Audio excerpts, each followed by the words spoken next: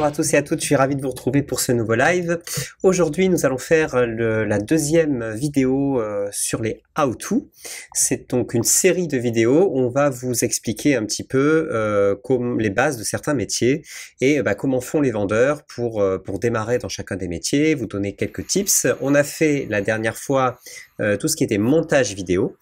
Et cette fois-ci, on va s'attaquer à la rédaction web, avec bien sûr un invité, puisque je ne vais pas être tout seul pour parler de ça, je ne suis pas spécialiste. Et donc, qui de mieux qu'une vendeuse justement du site pour parler de ça? Il s'agit de Marie Rédaction, que je vais accueillir tout de suite. Et salut Marie, comment vas-tu? Bonjour, ça va. Tant mieux, écoute, déjà je suis ravi de t'accueillir, c'est pas la première fois que je t'accueille ici, mais en tout cas on va parler un petit peu de ta spécialité qui est la rédaction web, mais avant tout, j'aimerais bien que tu me fasses un petit peu un résumé de ta carrière, comment tu as débuté et où tu en es actuellement.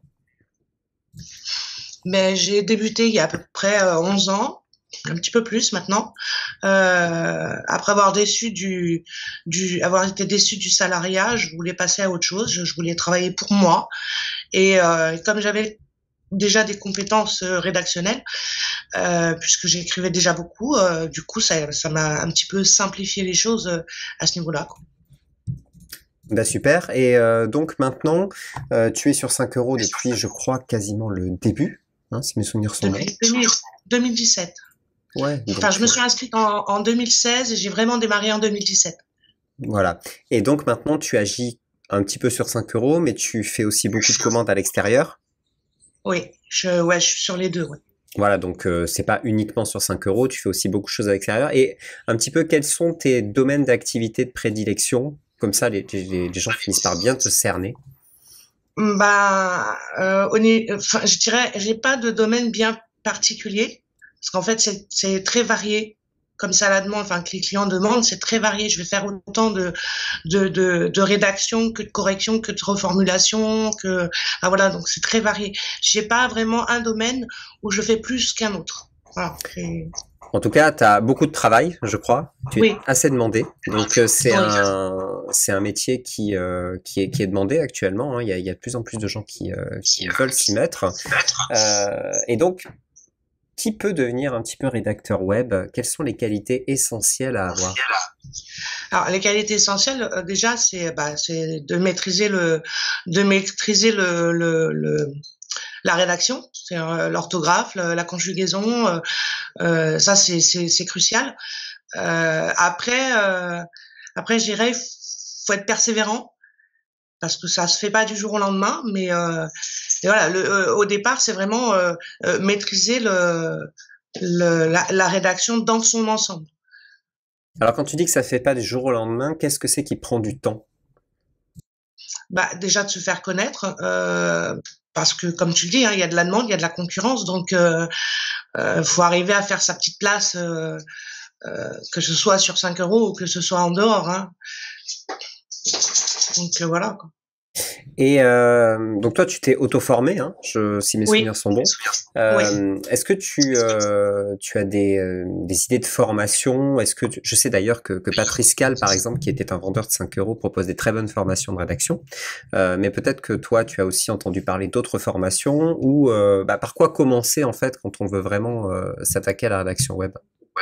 Alors, je dirais que moi, je me suis auto-formée parce que je suis une autodidacte dans l'âme, on va dire. Et en parallèle du salariat à l'époque, je commençais déjà à un petit peu m'informer, regarder, suivre des formations de mon côté en ligne, des choses comme ça. Maintenant, je dirais que si quelqu'un veut se lancer là-dedans tout de suite, faut qu'il passe par une formation comme celle de Patrick, par exemple, quitte à y mettre un peu de moyens, parce que ça ira plus vite. Donc moi, c'est sûr que j'ai pris le temps avec les années, mais quelqu'un qui est plus pressé de se lancer, faut vraiment passer par une formation qui lui permettra d'avoir un cadre, un vrai cadre. Ouais, je vois. Donc la formation de Patrice, on la mettra en lien hein, sur la vidéo, comme ça vous pouvez la retrouver. Alors il y en a d'autres, hein, bien entendu. Celle-ci, on est sûr en tout cas de la qualité, puisque bah, je l'ai regardé, je l'ai vu. D'ailleurs, il nous fait un petit coucou dans les commentaires sur Facebook. Salut Patrice. Il forme beaucoup de rédacteurs qui sont venus d'ailleurs sur 5 euros et quasiment d'ailleurs tous ceux qui sont passés par ces formations réussissent plutôt bien. Donc, oui, puis tout le monde en est content. Donc, enfin moi personnellement, je l'ai pas suivi, mais j'ai jamais entendu de côté négatif sur sur la formation sur sa formation. Donc, exactement. Alors maintenant, on va rentrer un petit peu plus dans le cœur du métier de la rédaction web, parce que la rédaction, alors que ce soit rédaction web, moi j'appelle ça rédaction web parce que de toute façon, bah, ce sont des choses qui passent par le web. Après, bien sûr, on peut écrire pour un petit peu tout et n'importe quoi. Alors, on a donc toute la partie correction, on a la partie écriture un petit peu pure, écriture accès SEO et la reformulation. Tu peux nous parler un petit peu de l'ensemble de ces catégories de services? alors bon, la correction, c'est la correction, hein, voilà, c'est corriger les fautes, les erreurs, les coquilles, on va dire. Il y en a qui disent des coquilles parce que c'est plus joli que les fautes. Donc ça, c'est bon, il y a pas grand chose à dire là-dessus. Après, la rédaction, la rédaction, enfin moi dans l'ensemble, j'essaye en général d'avoir de mon client le maximum d'informations pour justement avoir le moins de recherches possible à faire sur le sujet en question. Ça me fait gagner beaucoup de temps déjà, et on est plus sûr comme ça de répondre à l'attente du client, puisque c'est lui qui a donné tout l'essentiel des informations. En fait, tu dois écrire sur beaucoup de sujets différents, donc tu touches à tout, j'ai envie de dire. Hein. Un jour, tu peux écrire sur les tracteurs, le lendemain, tu peux écrire sur, j'en sais rien, les centrales nucléaires. Hein. Je dis ça comme ça. Il y a quand même des sujets que j'évite. Tout ce qui est juridique et santé, j'essaye de l'éviter parce que c'est quand même très pointu. Même si j'ai quand même des notions de droit, parce que j'avais à une époque commencé une formation de droit par correspondance, ça l'empêche que c'est trop pointu. Donc il y a des trucs où franchement je vais pas me lancer. Je vais être assez honnête avec le client pour lui dire que bon, à moins qu'il souhaite que ça reste assez général, et dans ce cas, ouais, pourquoi pas, mais sinon, quand c'est trop pointu, je préfère éviter, parce que je veux pas décevoir le client, déjà. Et ça, c'est un premier conseil peut-être à donner, c'est-à-dire à limiter les capacités d'action de quand on vend. Donc, par exemple, bien mettre dans son microservice que vous ne ferez pas certains sujets et de le mettre clairement. Peut-être que ça rassure aussi le client. Il faut connaître ses propres limites. Voilà, ses propres connaissances, faut les connaître. Parce que le but, c'est pas de décevoir le client. Donc, comme moi, jusqu'à présent, j'ai jamais eu de client déçu et que j'ai pas envie d'en avoir. Voilà, j'essaye de faire ce qu'il faut pour ça. Qu'est-ce que tu préfères faire dans toutes les commandes qu'on te fait, par exemple sur 5 euros? Je peux pas répondre à cette question parce que j'aime tout ce que je fais. Donc moi, l'écriture dans son ensemble, c'est une passion chez moi. Donc c'est viscéral. À partir de là, je peux pas dire que je préfère faire plus une prestation qu'une autre. Il y a des moments où je vais préférer faire de la rédaction. À d'autres moments, je vais préférer faire de la reformulation. À d'autres moments, je vais préférer faire des courriers, par exemple. Mais voilà, non, j'ai pas de préférence. Je peux pas. Ouais, je comprends. Hein. Après, c'est vrai que des fois, peut-être que la correction, c'est un petit peu robotisé, tu vois. Tu rentres dans ton truc, tu corriges des fautes, t'as moins de liberté, disons, de création, j'ai envie de dire. Oui, ça c'est sûr, c'est sûr. Mais par contre, dans la correction, on peut tomber sur des sujets hyper intéressants. Donc, il y a aussi un plaisir derrière de lecture. Bon, des fois non, hein. Des fois il y a des textes, ils sont très, enfin voilà, très difficiles à. Mais bon, sinon dans l'ensemble, ouais, ça ouvre des intérêts. Donc ça peut être sympa aussi. Donc non, j'ai pas de préférence. Alors maintenant, au niveau de l'organisation, parce que je pense qu'on en a un tout petit peu parlé juste avant, tu parlais donc justement que il est très important de bien connaître le sujet, et donc c'est important quand le client te donne le maximum de choses pour justement en savoir le plus possible sur ton sujet. Comment tu t'organises toi quand on te donne quelque chose à faire? Est-ce que tu as une routine pour vraiment disons, avoir le maximum de choses, et en tout cas, ce qu'il faut absolument ne pas louper. Euh, Question organisation, je serais pas un modèle, je dirais. Je serais pas forcément un modèle. Quand j'ai une prestation, je vais pas faire des recherches, en amont X jours avant. En fait, je fais tout d'un bloc. Quand je me mets sur la prestation, je la fais de bout en bout.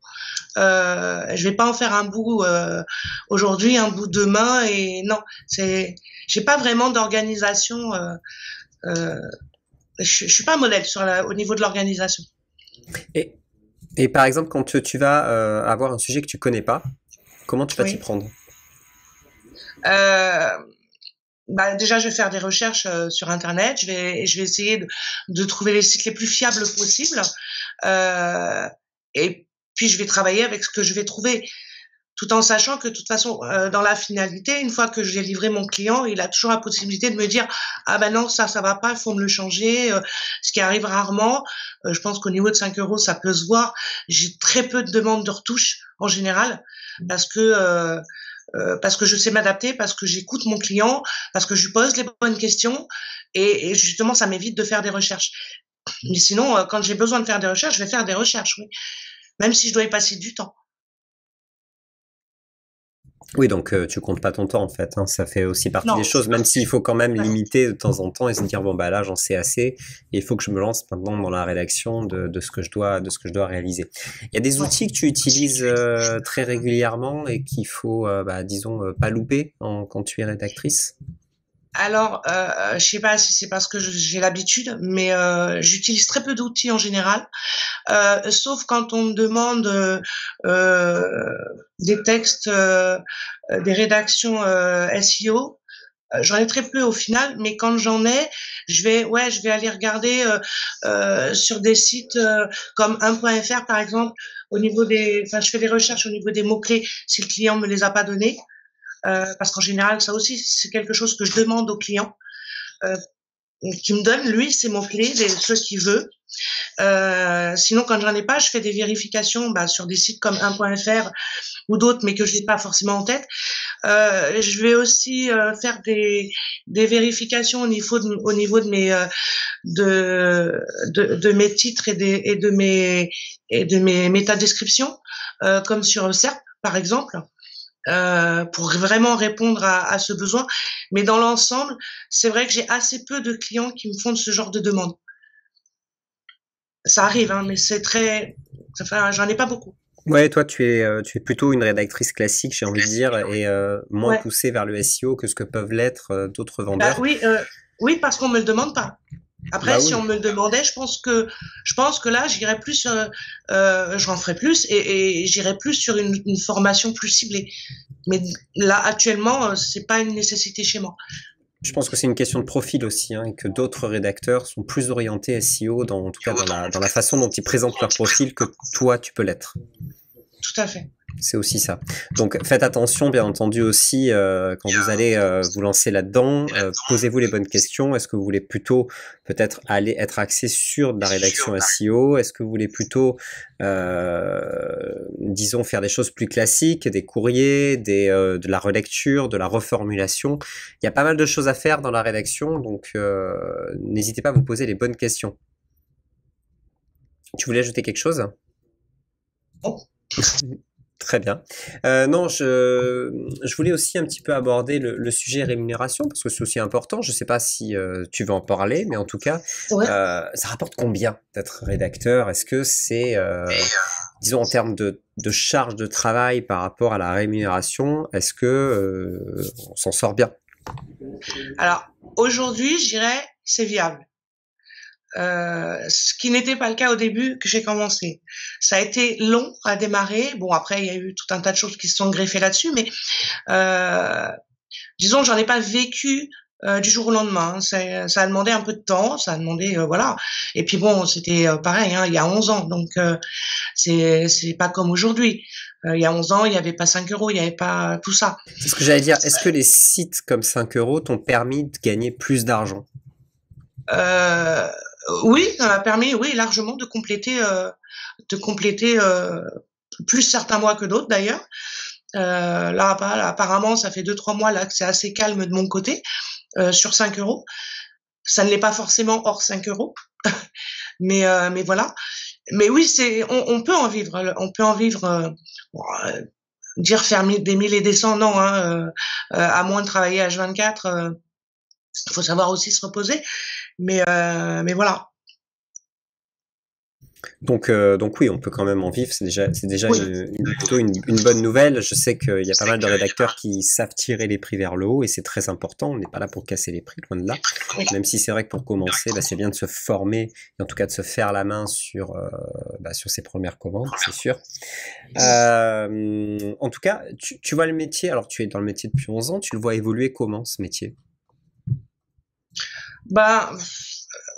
Si j'analyse sur les 11 années passées, je vois pas vraiment d'évolution, donc j'arrive pas à me projeter dans l'avenir. Après, en même temps, pour moi, l'avenir du travail, comment dire, j'ai 54 ans, hein, donc je veux dire, dans 10 ans, je pense que j'arrêterai, peut-être, pas sûr. Tout ça, c'est le côté passion. Peut-être pas, hein, avec Internet maintenant, c'est vrai que c'est beaucoup plus facile de continuer à travailler. Si, tant que mon cerveau fonctionne, est-ce que j'arrêterai un jour? J'en sais rien. Hein, mais après, ouais, au niveau évolution, je vois pas de différence par rapport au cours des 11 années passées. Je vois pas d'évolution énorme, quoi. Disons qu'avant, il n'y avait pas ce qui était, par exemple, tout ce qui est vraiment optimisation de fiches produits. Il y avait peut-être un petit peu moins tout ce côté SEO. Après, c'est vrai que si tu es moins là-dedans, peut-être que tu vois moins l'évolution qui est en train de se passer. Voilà, sûrement, ouais. Après, tu as une clientèle, c'est vrai, qui est peut-être un petit peu différente que d'autres vendeurs. Peut-être, il faudrait avoir, disons, l'avis d'autres vendeurs qui sont plus orientés peut-être vers les nouvelles technologies et donc tout ce qui est texte par rapport aux nouvelles technologies. Bon, bah là, c'est pas le but, hein, de toute façon, de la discussion, mais je pense que d'autres rédacteurs doivent se poser d'autres questions. En tout cas, on abordera peut-être ces sujets-là à un moment. Mais pour résumer, de toute façon, être rédacteur SEO, à partir du moment où on est un peu organisé et qu'on sait correctement écrire, hein, je pense que c'est le cas le plus important, finalement, ça reste un métier qui est accessible. Qui est accessible. Ouais. Qui est accessible et donc qui permet en tout cas de se lancer dans autre chose. Et le côté positif, comme tu as dit, c'est que on touche à beaucoup de sujets. Et ça permet de casser un petit peu la routine. Absolument, absolument. Est-ce que tu as d'autres petits conseils à dire aux vendeurs qui voudraient se lancer ou qui voudraient se perfectionner, par exemple, dans ton évolution? Tu as peut-être fait quelque chose qui a vraiment permis de passer un cap et tu voudrais le partager? Le que je pourrais éventuellement, enfin c'est même pas un conseil, enfin, je sais pas si on peut appeler ça un conseil. Je vois beaucoup de vendeurs qui débutent, qui au niveau tarif, qui sont très très très très bas, qui se bradent à un point mais enfin que je trouve inacceptable pour eux déjà, et puis pour l'ensemble du métier. Moi, je sais que quand j'ai commencé il y a 11 ans, je connaissais rien dans tout ce qui était vente et tout ça. J'ai visité plusieurs sites de professionnels dans le genre pour relever leurs tarifs. J'ai fait des tableaux, des grilles en fonction des prestations. Et j'ai essayé de me baser sur ces tarifs-là en étant peut-être un petit peu en dessous, mais pas franchement en dessous. Et en tout cas pas au-dessus bien sûr, parce que en étant trop en dessous, en fait le client il a pas confiance. donc on se porte plus un préjudice à soi-même plutôt que de donner confiance au client, parce que bon, faut se mettre à la place du client aussi, hein. Enfin moi, je vais acheter un truc à tel prix chez un vendeur et 10 fois moins cher chez l'autre, je vais quand même me poser des questions. Je vais me dire lui il vend 10 fois moins cher, enfin c'est bizarre quoi. Donc, faut que la qualité reste là. Et si on vend une prestation, je veux dire, je vais prendre un exemple. J'ai vu des cas, un texte de 1000 mots à 5 euros. Je suis désolée. Quand on sait que pour 5 euros, il faut que la prestation 10 à 15 minutes. 1000 mots, c'est pas 10 à 15 minutes. Hein. 1000 mots, c'est un certain temps quand même. Moi, je me dis la qualité, elle peut pas être là. Alors, ou la qualité, elle est pas là, ou la qualité, elle est là, mais alors le vendeur, c'est l'esclave. Et c'est pas le but non plus. Donc voilà, se positionner un peu en dessous des autres vendeurs, oui, mais trop, non. Voilà, c'est juste, voilà, c'est contre-productif pour le vendeur et pour le client de toute façon, parce que le client, il aura tendance à prendre le vendeur pour je vais pas dire de gros mots, mais pour une crotte quoi. Donc il va exiger des choses qu'il devrait pas, et c'est pas bon pour le vendeur. Voilà. Tout à fait. C'est la seule chose vraiment que. Non, mais tu as tout à fait raison sur le positionnement. C'est quelque chose qui est très important. Et de toute façon, on le voit, hein, les problèmes qui arrivent sont souvent sur les prestations les moins chères et celles où on en demande le plus. Et finalement, dès qu'on rentre dans des tarifs qui sont un peu plus élevés, tout le monde, disons, a des relations plus respectueuses et plus professionnelles. Donc, bien entendu, nous, on incite toujours à mettre des tarifs horaires corrects, c'est-à-dire que vous devez mettre un tarif en fonction du temps que vous travaillez, que vous trouvez correct, et il ne doit pas être à 2 € de l'heure. Voilà, loin de là. Ouais, tout à fait, tout à fait. Donc, bien entendu, on rejoint cet exemple et c'est de toute façon des choses qu'on aborde dans nos formations, dans notre FAQ, en tout cas qu'on rabâche régulièrement. C'est pas en étant le moins cher que vous allez avoir le plus de commandes, loin de là. Alors moi, je sais que je suis peut-être un petit peu plus cher que certains, parce que bon, il y a quand même l'ancienneté qui fait que. Bien sûr. Mais c'est vrai que dans l'ensemble, j'ai quasiment pas de commandes à 5 €. Quasiment pas. J'ai pas de commande basique. Mais tout ça, c'est parce que voilà, mes prix étant un petit peu plus élevés, on connaît aussi la qualité de mon travail. Donc du coup, j'ai pas de petits clients qui vont se moquer de moi, quoi. Donc voilà. Voilà, bah, c'est très bien, c'est une bonne façon de conclure en tout cas cette partie rédacteur. Bah écoutez, je pense qu'on a fait à peu près le tour. En tout cas, on réabordera ces sujets parce que la rédaction, c'est de toute façon une catégorie qui est très importante chez 5 € et qui est extrêmement utilisée. Donc bah, j'espère que que vous avez apprécié ce live. Merci Marie en tout cas de ta présence. Et merci beaucoup. Je te souhaite en tout cas une bonne continuation sur 5 € et vous pouvez la retrouver sur Discord, elle est super active, sur le forum aussi, donc si vous avez des questions à lui poser, n'hésitez pas, elle est là. Salut Marie. Salut, bonne bye journée. Bye. Et voilà, on va clore ce live. Je remercie encore une fois Marie pour sa présence et je vous donne rendez-vous la semaine prochaine. On sera donc le 17 novembre. Pour être tout à fait clair et franc, je ne sais plus le sujet qu'on abordera, mais en tout cas, je vous promets d'être présent et au rendez-vous et je vous souhaite à tous et à toutes d'excellentes ventes. À bientôt, salut.